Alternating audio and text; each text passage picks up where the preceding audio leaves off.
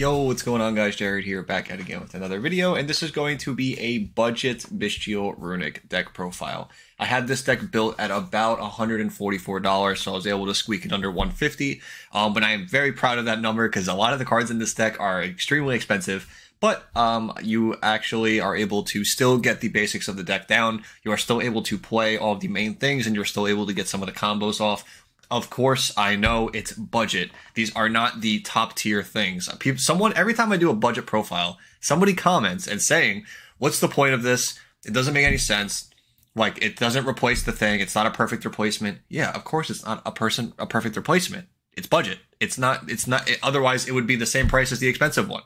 So you have to understand you're not getting the same exact value as you are getting from the expensive versions of these cards, but you are still getting the fundamental nuances of what they do, so you still have a variable way to play the deck. It still will act as it is supposed to act, but it's not going to be as fluent and perfect as the normal version, right? So this is just something I want to perforate on. Whenever I do these budget profiles, it's not going to be this YCS winning deck profile. This is just simply just a profile where you can take to your locals, you can try it out, change it up as you go. Maybe you have more budget, maybe you have less budget, you switch it up. Let me know what you guys think overall. But yeah, that's just wanted to get that out of the way because every time I do one of these, that happens. But with all that being said, let's jump right into the profile. Okay, guys, so here is my current budget version of this deck, and I got it clocked in at 144 for when I did the calculations going by TCG player by today. This is the lowest TCG player prices by today, and it's 144. There is some extremely heavy hitters in here, like the 3 Rebellions and the Dissipator, but I feel like these cards are needed to play this deck. Very needed. Things I also didn't know was like Duraswarm is like $12 right now. I had no idea. Yeah, that just kind of took me for a loop, but it's important to know, and these are all important cards to play. Furthermore, I should say, I have expanded on a lot of the other stuff. So I have more Bystials in here because I think I have to lean more into the Bystial side of the deck in replacement for some of the other cards like the Quests to combo off better with the Ecclesia and the Golden Sword Soul package. And I know for the previous video, a lot of people were asking for a full deck list for a more budget version, and this is what I came up with for it to be right now. I am leaning more into dragons in here. As you can see, we have spheres in here as well. Spheres is a link monster that does clear itself, and it also gives you access to Magnemut, so it's extremely strong, and it's really annoying to deal with. But I want to go over this card by card and kind of explain my thought process for a lot of these. So like I said, we expanded more on the dragon cards. I am playing the Baldrake now and the 3 Sorinir to get to Rebellion, and I included Branded Beast as well.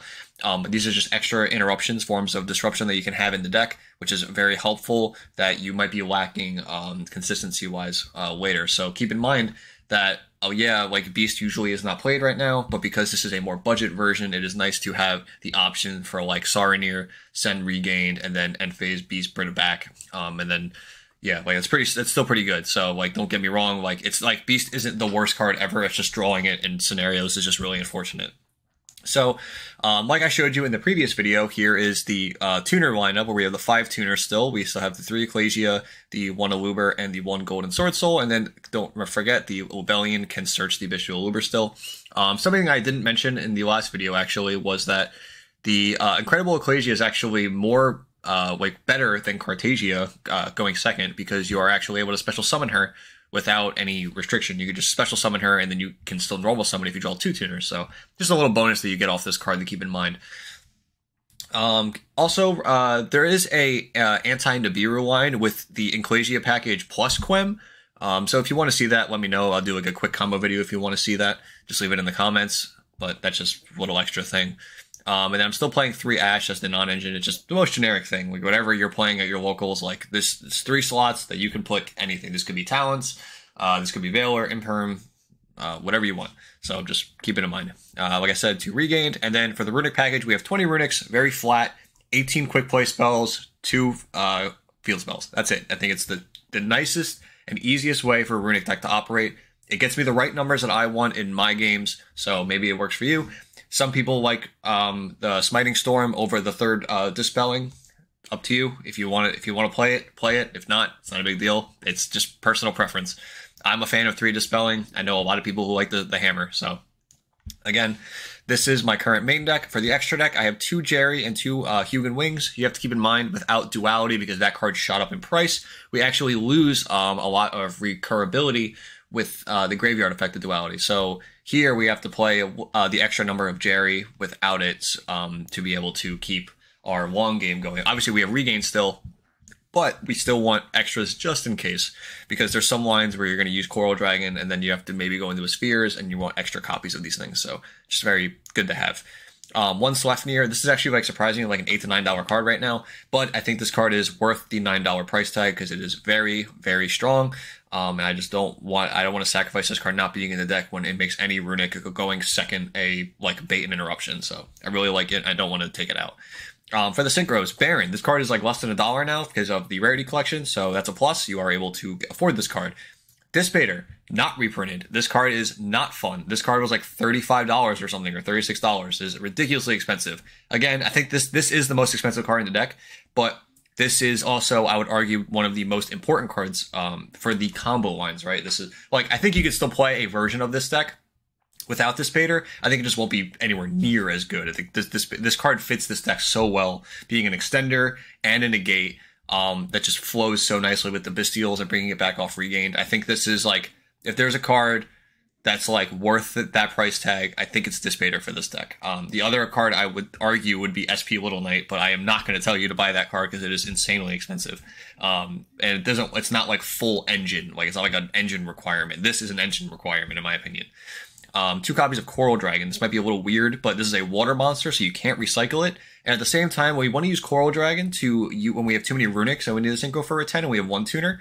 But we also use Coral Dragon to go into the Heavenly Spheres sometimes, because it is a dragon, and you still get the draw. So you still get an interruption, and you still get a draw, which is very nice. It's just something to keep in mind if you draw like just like too many Runicks and just the Bystial monsters, and like maybe 1 tuner, and you want to finagle it in different ways. Just something to keep in mind. The 1 Sword Soul, this card is still a powerhouse. I really like this card. It's very hard for me to cut it because when it comes up crazy. Tri-Edge Master, of course, Light Monster, super strong. Scarwright, board clear. You can still get to 8 Synchros with the 4 tuner and any of the Runick cards that go in for Jerry. Even without duality, you don't even need it. It's just something that you can do, just something to keep in mind. 1's Heavenly Sphere, and then I also have 1 copy of IP Masquerena and 1 Sky Striker Ace Azalea. So Azalea kind of is going to act as your SP Little Knight in a sense, and like both of these cards together are going to act as a SP Little Knight. So you can make IP on your own turn if you get interrupted, and then you can summon Azalea on your opponent's turn with the IP to pop something and clear itself out of the extra monster zone. Both of those things are very important. I know Azalea stays if you have 3 or more spells in your graveyard, but with the Runick cards, and this being a continuous spell, most of the time, you should have less than 3 spells in your graveyard, so this should be destroying itself most of the time. So keep that in mind. Actually, does this protect itself? Cannot be destroyed by your opponent's card effects. Okay, yeah, just wanted to double check that. That would have been really bad if it didn't. I actually didn't even think about the interaction. It sends itself to graveyard anyway. Okay, regardless. But the point is, it clears itself, it's an interruption, and it works. That's the most important thing. So, I think, in my eyes, I am a strong believer that this version of the deck is probably the cheapest version right now that you can play of this deck and still fundamentally use it. Like, it works, and it is cheaper than a lot of the other stuff. Keep in mind, I had to cut SP Little Knight, T-Fon, Chaos Angel. Like, these are all very strong cards, dualities. Like, I have to cut to make room for this. And it's like hundreds and hundreds of dollars worth of cards.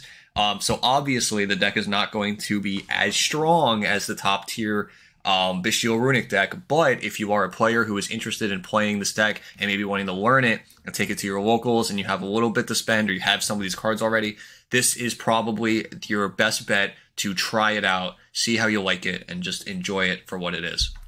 So overall, I hope you guys enjoyed the profile. I like doing these budget profiles because I'm not someone who has always been able to afford the game, and I like helping the people, and I wish I had people back in the day when I was younger to be able to have these profiles and other options for other formats. So overall, I hope you guys enjoy and like them, And again, if you want to see that anti-Nibiru combo with the Ecclesia Quem line, again, that won't be budget because it plays Quem, of course, but it is still like strong and nice to know. So overall, I hope you guys enjoyed the video. Be good people and take care. I'll see you in the next video. Bye, guys.